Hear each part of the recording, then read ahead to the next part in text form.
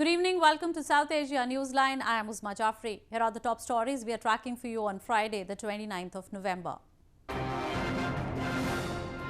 India offers $450 million development anti-terror aid to Lanka. Trump announces resumption of peace talks with Afghan Taliban.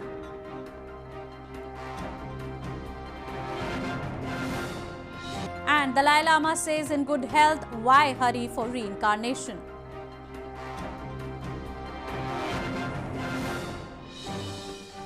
And now for all the details. Indian Prime Minister Narendra Modi, after holding talks with Sri Lankan President Gotabaya Rajapaksa on Friday, extended around $450 million aid for counter-terrorism and development of the island nation. The newly elected Sri Lankan president arrived in India on Thursday evening for his first official state visit. Newly elected Sri Lankan President Gotabaya Rajapaksa was accorded a ceremonial welcome in Indian capital New Delhi on Friday. Rajapaksa, who arrived in India on Thursday for his first state visit, was received by his Indian counterpart Ramnath Kovind and Prime Minister Narendra Modi at the Indian Presidential Palace, where he also inspected a guard of honour.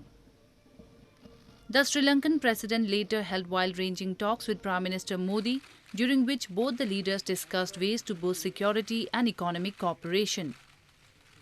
In a joint press conference, Modi announced $400 million of line of credit to further boost Sri Lanka's development. He also announced a financial assistance of $50 million to Sri Lanka to deal with the challenge of terrorism. Modi said a stable Sri Lanka is not only in interest of India but for the entire Indian Ocean region. $400 million की एक नई line of credit से श्रीलंका में infrastructure और विकास को बल मिलेगा। मुझे विश्वास है कि इससे श्रीलंका की अर्थव्यवस्था को लाभ पहुंचेगा। साथ ही यह लाइन ऑफ क्रेडिट दोनों देशों के बीच पारस्परिक लाभ के प्रोजेक्ट कोऑपरेशन को भी गति देगी। Since our recent experience in April this year, we have had to rethink our national security strategies, and assistance from India in this regard would be most appreciated. Rajapaksa also met India's Foreign Minister S. Jaishankar on Friday and discussed a range of bilateral and regional issues. A former Defence Secretary, Rajapaksa, is credited for ending years-long civil war in Sri Lanka. He was sworn in as the island nation's president on November 18, a day after he won the closely fought presidential election. India on Thursday launched a scathing attack on Pakistan over its statement on the verdict in Ayodhya land dispute case at a UN session in Geneva. Indian diplomat Vimarsh Aryan said Pakistan is merely spewing lies for self-serving, mendacious propaganda.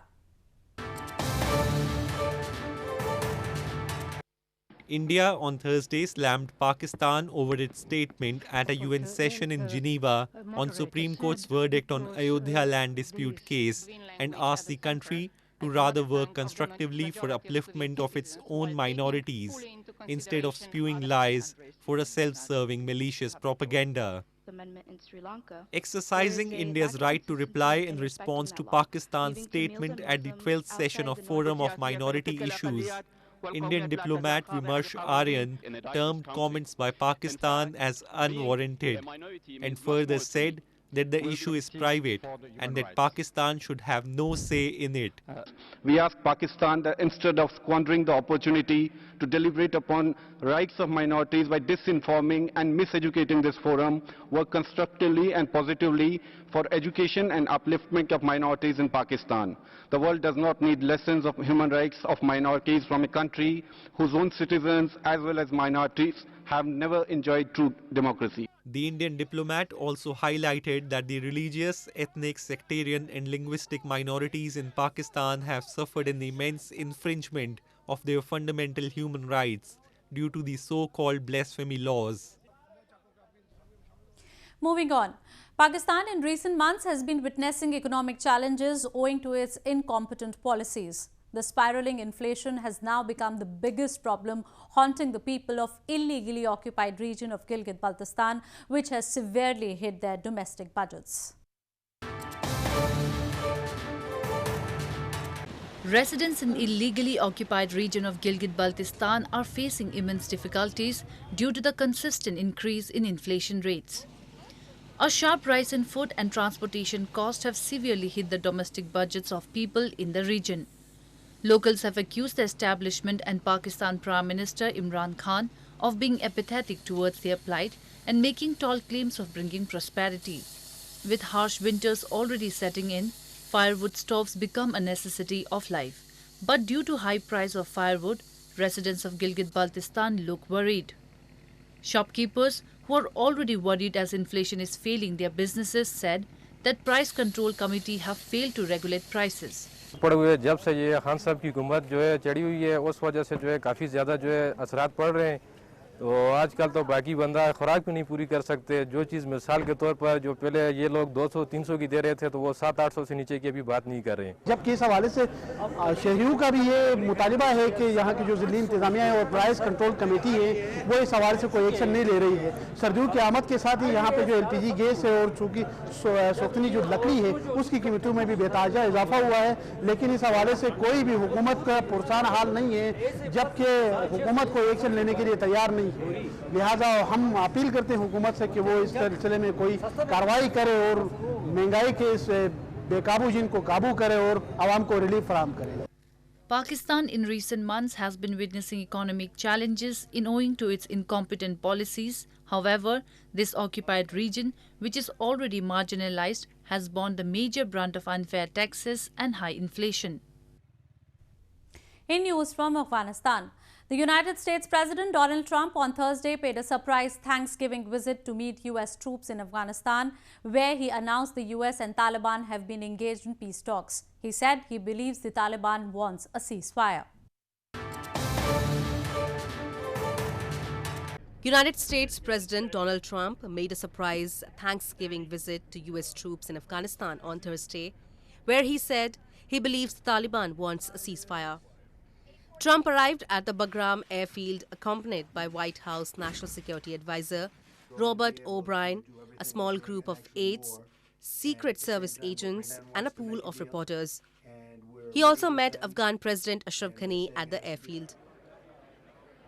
It is Trump's first visit to Afghanistan since becoming president and came a week after a prisoner swap between Washington and Kabul that has raised hopes for a revival of peace agreement.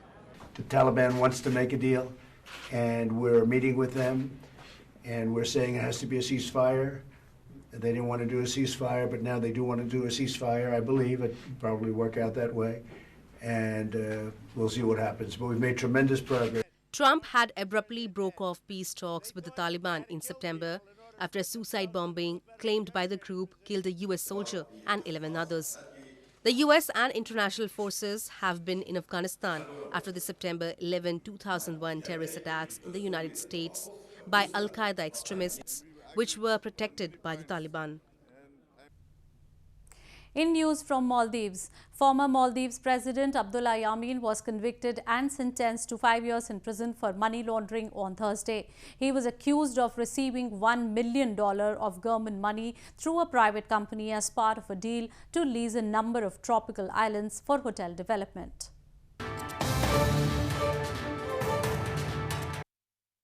Former Maldives President Abdullah Yameen was convicted and sentenced to 5 years in prison for money laundering on Thursday.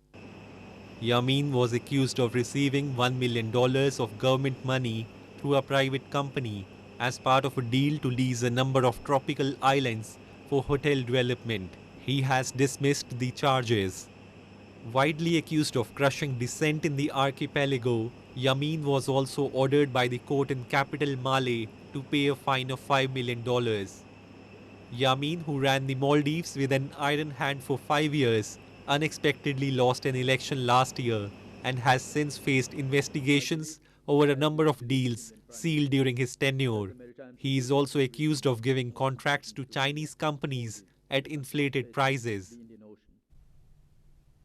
Moving on to news from Nepal. Nepalese President Bidya Devi Bhandari on Thursday visited Prime Minister KP Sharma, who is admitted in a hospital in capital Kathmandu since November 26. President Bhandari took an update on PM Oli's health condition and wished him speedy recovery. 67-year-old Oli was rushed to hospital after he complained of stomach ache. The Prime Minister underwent an appendicitis surgery and was kept on the ventilator. However, he was taken off from the ventilator after his condition significantly improved. Oli had been undergoing regular dialysis as his transplanted kidney had stopped functioning. In the past few weeks, Oli underwent 4 cycles of hemodialysis. He had underwent a kidney transplant in India in 2007 after both of his kidneys failed. Tibetan spiritual leader, the Dalai Lama, presided over the valedictory session of the 14th Tibetan Religious Conference in northern hill town of Dharamshala on Friday. Addressing the religious heads and dignitaries of the Central Tibetan administration, he said that he was in good health and thus there was no hurry for him to announce his reincarnation. Tibetan spiritual leader and Nobel laureate the Dalai Lama presided over the valedictory session of the 14th Tibetan Religious Conference on Friday as the key honoured guest. The 14th Dalai Lama, while addressing the religious heads, including heads of various monasteries across the globe and dignitaries of the Central Tibetan administration, said he was in good health and thus there was no hurry for him to announce his reincarnation. The 3-day conference that concluded on Friday focused on the discussion and decision with a particular emphasis on discovery and recognition of the reincarnation of Dalai Lama. The conference was organized in Dharamsala by the Department of Religion and Culture of the Tibetan government in exile. The conference made sure it was clear that present Dalai Lama will have the sole authority in his reincarnation. This comes amid news that China might interfere in the selection of the next Dalai Lama.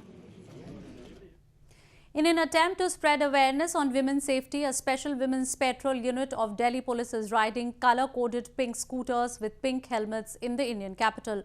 The 16-member team is tasked with preventing crimes against women in vulnerable parts of the city. Delhi Police's Special Women's Patrol Unit is riding colour-coded pink scooters with pink helmet in the Indian capital to spread awareness on women's safety. The initiative by the Delhi Police was launched in September, where 16 women constables trained in armed combat were handpicked for the job. The patrolling unit's arsenal include chili powder, spy camera and pepper spray. जब हम अपना message public में ये पास करते हैं कि हम आपके लिए पेट्रोलिंग कर रहे हैं, जो टाइमिंग स्कूल टाइम है, लेडीज़ पे जो कमेंट पास करते हैं उससे थोड़ा सा एक डर का भाव पैदा हो कि भाई आप ऐसा करोगे तो ऐसा हो जाएगा। उद्देश्य यही है कि किसी भी तरह की छेड़छाड़ महिलाओं के साथ जो किसी भी तरह का उत्पीड़न है और ऐसे एरिया हैं जहाँ पर कॉलेज, स्कूल और बैंक के पास क्राउड होता है, जहाँ पर लड़कियों के छेड़छाड़ की संभावनाएं ज़्यादा हैं, लड़कियों की कॉलेज गोइंग है, स्कूल गोइंग है, छोटे बच्चे हैं। Nearly half of New Delhi's some 26 million population are women. Gender crime has become a serious political issue in Delhi since 2012, when the gang rape of a 23-year-old woman brought thousands of people onto city streets in protest. Well, that's the way it was in South Asia this evening. Before we conclude, the top stories once again.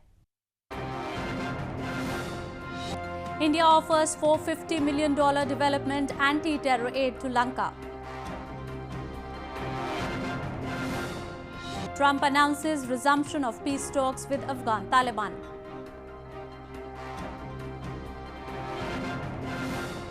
And Dalai Lama says in good health, why hurry for reincarnation?